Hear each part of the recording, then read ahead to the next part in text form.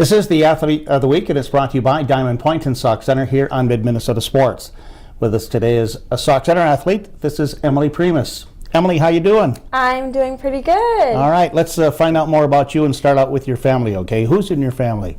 Well, I have two brothers and two sisters. They're all older than me, of course. Probably the most recent one that more people would know is my sister Abby.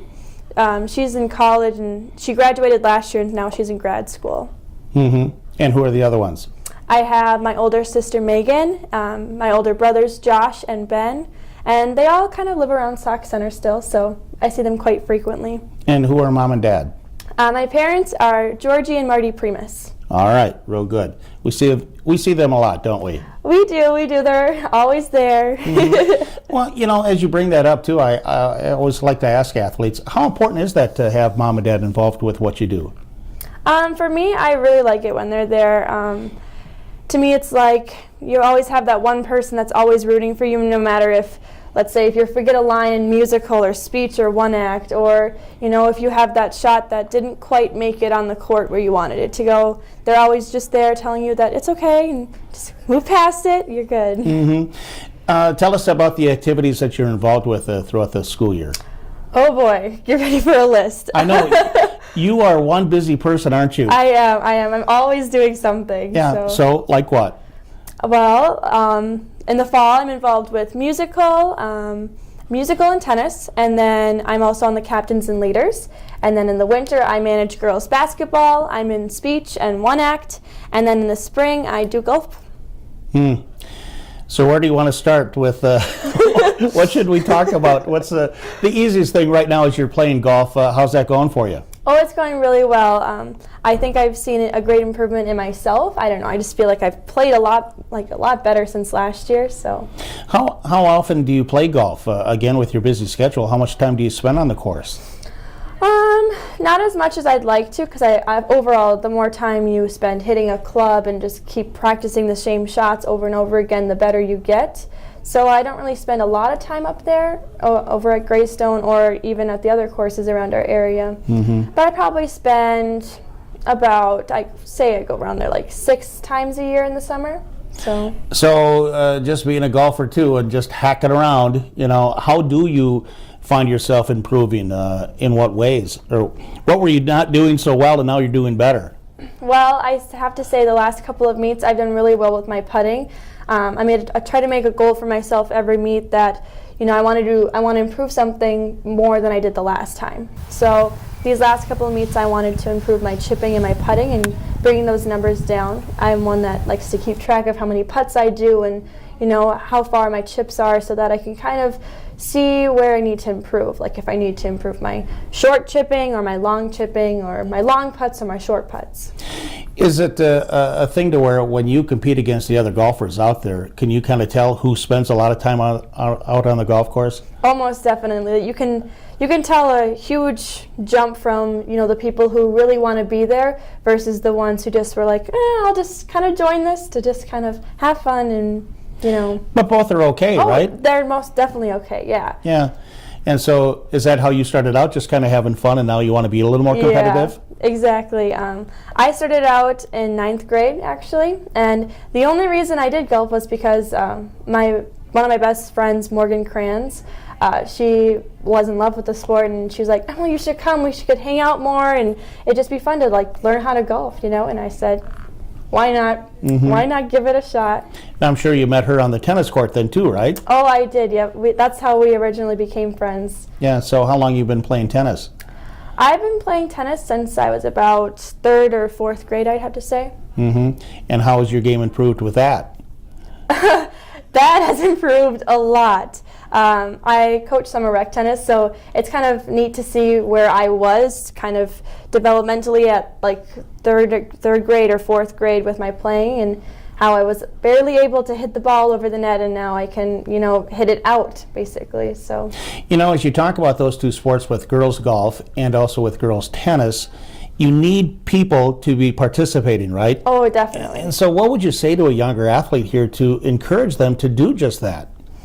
I'd have to say even if you have like a little interest in it, just go and bite on it. Just go and do it, because you never know, like me, if you're going to fall in love with the sport, or even if you just kind of like it just to be around all the people who are in it, because that's what really kept me in all my activities. No matter if it was from musical to golf, I just loved all the people that were in it, and I made such a wide variety of friends that way. Because there's no secret, say in the fall, volleyball, it's huge, right? It is, yeah. And so how did you look at that when you were younger to say, do I want to play volleyball or even cross country or just what? And then you chose tennis. That kind of started, my decision was in like, I'd say like sixth grade. That summer I started thinking about it. Oh, what am I going to do? What am I going to do? Because I ultimately had to make a choice. And I kind of took leadership from my older sister, Abby, who also played tennis. And I looked at it and kind of saw that I would get a lot more playing time, I would say, with tennis, because if I would have joined volleyball, I would have been a fresh face. So I never would have been on the court with the girls before. Cross country I would have been fine at. I love to run and be outside that way. Swimming, I also was in competitive swimming, so that was another option. But for me, tennis was one that I could play with my sister. I could help her in the summer and she could help me learn. I had more close-knit friends in tennis, I guess, at the time. So all the seniors that I had the pleasure of being with this year, I watched them go from being third graders with me to seniors. And I'm guessing too that you're a big booster of do as many things as you can, right? Oh, yes. Not just specialize. Definitely. I think for me, I quite enjoy being I like to say, a well-rounded student, you know, one that can do the arts and the athletic and love them both, and not just kind of not necessarily focus on one, but being well-rounded helps you see both sides, you know? Now fill me in with the arts, because I'm going to admit to you, I know nothing about it. I watch volleyball and basketball. And Yeah. so tell me all about it. How did you get going with that, and what do you do? I'm going to say the same thing. My sister Abby, she put the foot in the door and I just opened it wider, kind of a way. I guess I started doing musical with her, and then one act auditions were in the winter, and I thought, you know, I liked musical, I'll just try it again. And then I fell in love with speech. I love to talk to people, I love to talk in front of people. I have no issues, you know, making a conversation or starting one, so I just thought it'd be a great fit. But not everybody is like you, though. Oh, no. Because you're over that hurdle of doing that, okay? But what about somebody that isn't, and what do you do? For them, I know starting off in like a 7th grade position too, they're a lot kind of more kept to themselves, you know, and it can be a challenge to break the shell, you know, to kind of get more comfortable talking with other people. But I think for a lot of them, the more you do things, it's for anything, the more you do things, the more repetition you do, the easier it becomes. Because can those types of people who are a little bit more reserved, let's say, slot them into a position to where there is something here for you? Oh yes, definitely. My mom likes to use me and my sister Abby. Abby is a much more kept to herself kind of person, but when you put us on stage, you can't tell which one's extroverted or which one's introverted. It's kind of a crazy way, because that's how she kind of, my dad pushed her to be into these arts and athletics, because he wanted her to be more involved and to kind of break out of her shell, because she was a really quiet kid. She liked to read her books, and he pushed her to be in those things, and I think she is forever grateful for that. As you look at the programs, again, going back to, say, golf and tennis, and then with the arts too, how strong is it, or how weak is it here at Sauk Centre? And how can it be better? That's a great question. I'd say there was a little weak point in the last couple of years with the activities that I'm involved in, but now I've seen a lot more of growth from our younger junior high kids. So I think they're growing again, because they were a little bit diminishing before, but I think they're going to become very strong in the next couple of years. You mentioned the captains and leaders too. That has to fall into that category as well. How do you become a good leader to then encourage others to keep on doing this? That's a great question, Mark. You're just full of them today. To become a good leader, I'd say you have to always be positive. You know, on the court at tennis or on the golf field, you have to be positive. You have to radiate your positivity, because if you don't, others are going to kind of see that you're kind of just kicking your shoes, walking around, having a kind of a mopey time for yourself, and not trying to keep moving forward. Keep being the best person, the best player you can be on the court and off the court. And so, other than your sister Abby, who have you seen through the years? Let's go back to the arts. You watched somebody and said, you know, I'd like to do that too. Well, when I was an 8th grader, we had a tremendous group of juniors. We had Jessica Rodenbiker, Jamie Jennison, Brianna Zemer, along with Charlie Barhorst, Dick Polipnik, and they all were so positive. They were always uplifting each other, and I thought to myself back then, and I still do, wow, I want to be just like them.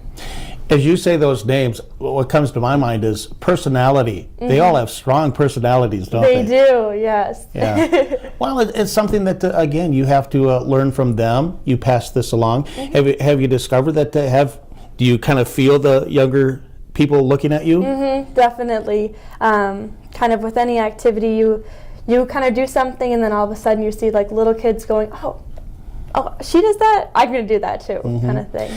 There's another thing I want to talk to you about is Miss Sauk Center, and you're involved in that. What has your last year been now? What's it been like since you've been involved in that? It's been crazy.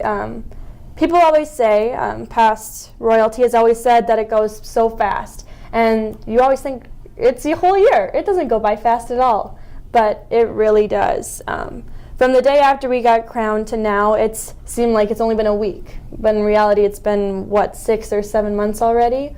But it's been so much fun along the way. We've met so many new people and royalty members from around our surrounding area that it's been so much fun to see them at these events and then over there, and they kind of come to Sauk Center events, and then we go to all their events. So, what are some of the highlights? What stands out in your minds for this last year?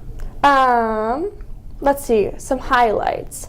I really liked when all three of us were able to go for Options for Women's event in Freeport.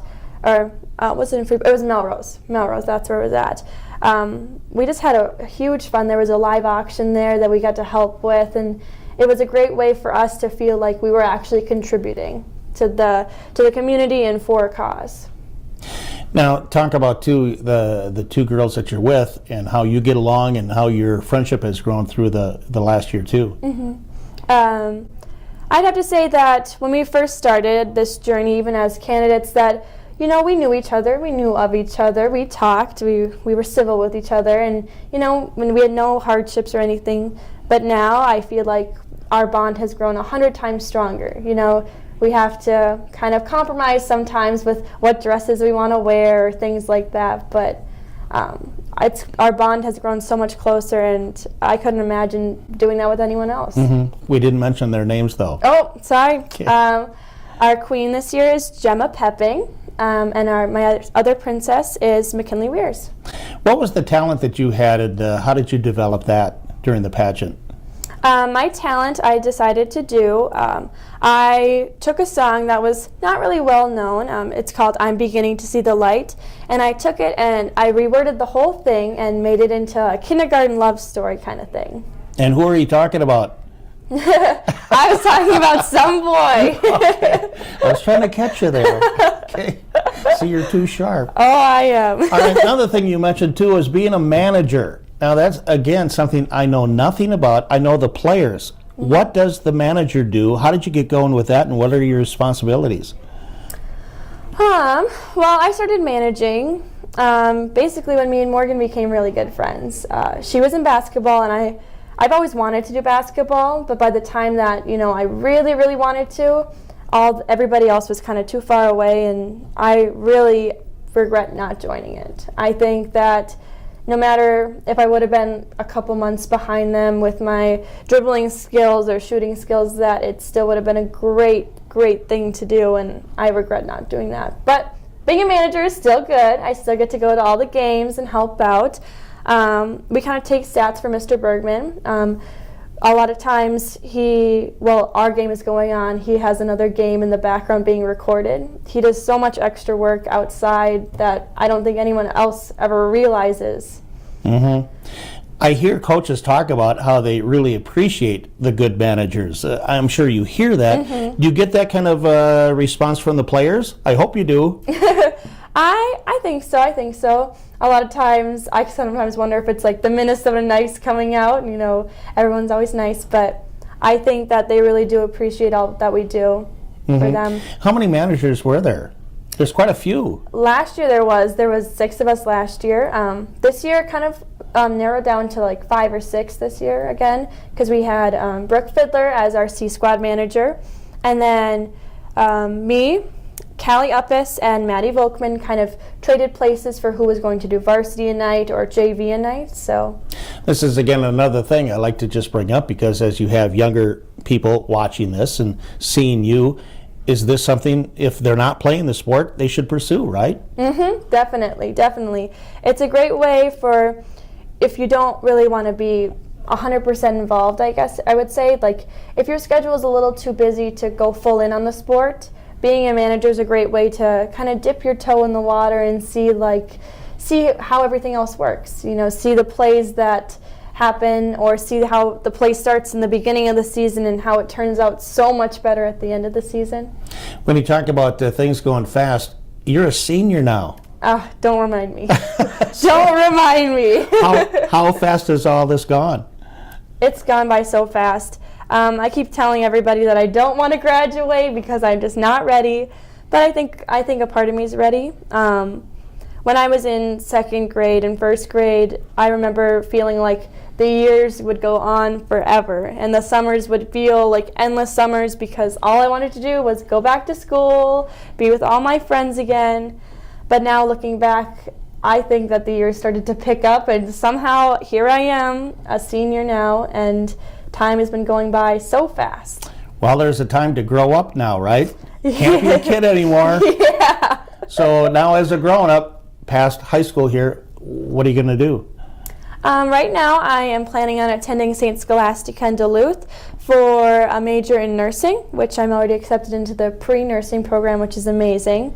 And if that kind of falls through the cracks, I'm thinking about becoming an elementary teacher. Is that right? Mm-hmm. Oh, you'd be great at that. Come back to Sauk Center? Oh, most definitely. Yeah, I definitely live around the Sauk Center area for sure. I am most definitely a small town person. I love that small town feel. I love the little boutiques that you find. I love our main street that we have, our movie theater, and our Jitters Cafe. I should ask you too, do you have a job? Do you work? I do work. Not in Sauk Center, but pretty close. I work at Cornerstone Buffet in Melrose. Oh, okay. That's a busy place. Oh, it is. It's always changing. Something's always going on. There's always some sort of event that my boss Steve is catering during the week or on the weekend. Well, excellent. Well, it's been fun watching you through the years here and just getting to know you just through Miss Sauk Center as well. Good luck. Thank you. You know, I just don't. You're going to do fine. Thank you. I think you'll be okay. So I won't worry about you too much, okay?